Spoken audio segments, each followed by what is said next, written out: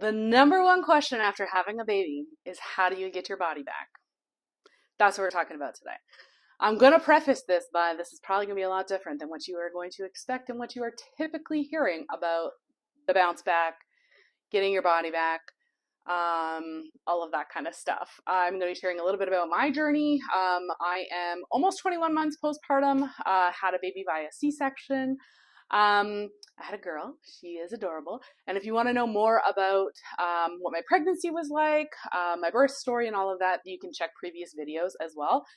But we're going to talk about 3 things to focus on instead of focusing on getting your body back. Because let's be honest, you had a child and your body will probably never be the same. For some, it does. Some of that's genetics. For some, it's not. But I think the whole point is to embrace and celebrate what your body has done as opposed to trying to get back to a previous version of yourself, because you were an entirely different person as well after becoming a mom. And I did not understand that until I became a mom. I thought, well, I'm going to get back to my life as regular. I was a plus size personal trainer. I was teaching 10 classes a week virtually. I was doing all the things and I could hardly do anything after having my daughter. And I had to rebuild a lot of strength, and also not just physically, but like mentally was probably one of the biggest aspects of having to focus on my mindset, how I talk to myself again. I had done so much work on my self-love journey, but becoming a mom and my body changing so much. And not just changing and gaining weight, but also the fact that like I was limited in terms of mobility because of my pregnancy and then the C-section. There were so many other things to consider beyond just what my body looked like. That was like the least interesting part of the whole journey.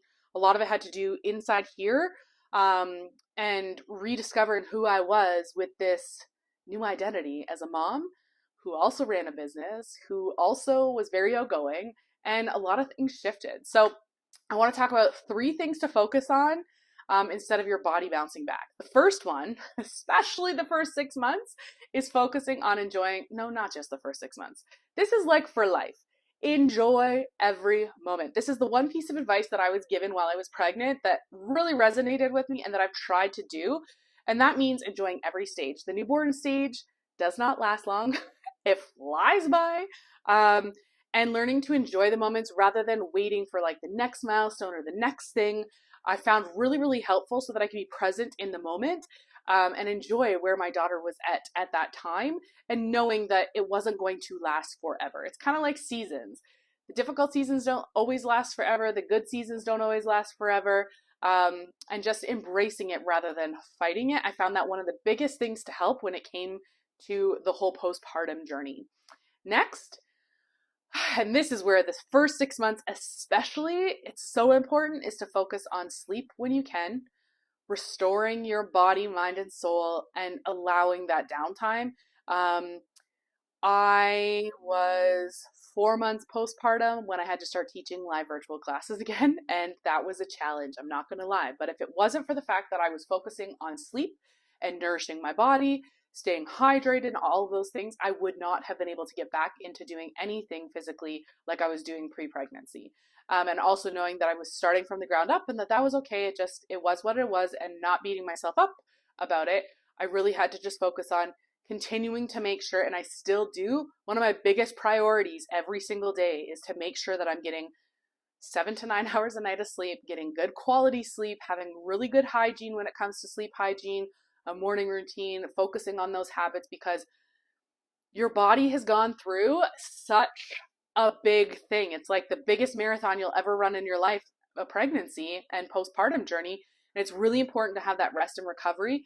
And it's something I still focus on, and I will continue to focus on for a very long time. I also know that I need more sleep than most. And so when Brooklyn was about 6 months old, I hired a sleep coach because I really wanted to also help foster her sleep. She was only napping 20 minutes a day, which was really challenging. And so hiring a sleep coach was the best thing I did for her sleep schedule as well as mine, because I knew that if I was going to function as the way I wanted to, I needed to get proper sleep. Same goes for you. And the third thing is to focus on rebuilding strength. And it may not be rebuilding. It might just be building strength. Whatever the terminology for you is going to work, really important to focus on strength, because it's going to help you do the things that you want. Carrying your child around, day-to-day caring of the child, also getting yourself around and doing the things that are going to make you feel good. I can do a video on what I did in terms of like rehab for postpartum, so let me know below if that's something you'd like to see. But I basically did the same workout for, I believe, almost 7 months to rebuild my core and glute strength especially. I was almost 6 months postpartum before I actually felt my glutes turn on again, because they had pretty much atrophied because I was pretty much bedridden my whole pregnancy.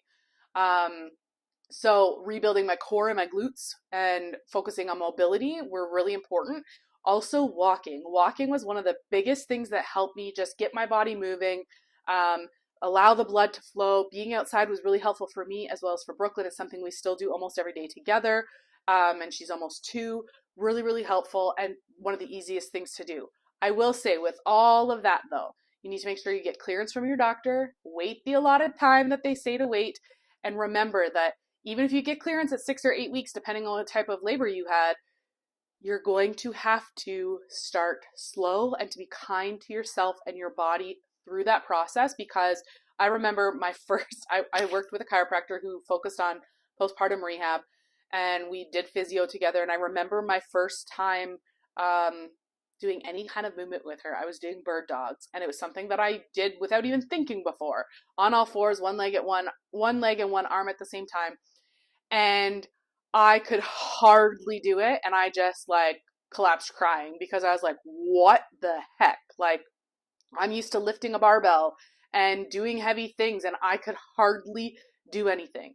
I was like, am I ever going to get strong again? And she was so patient and kind with me.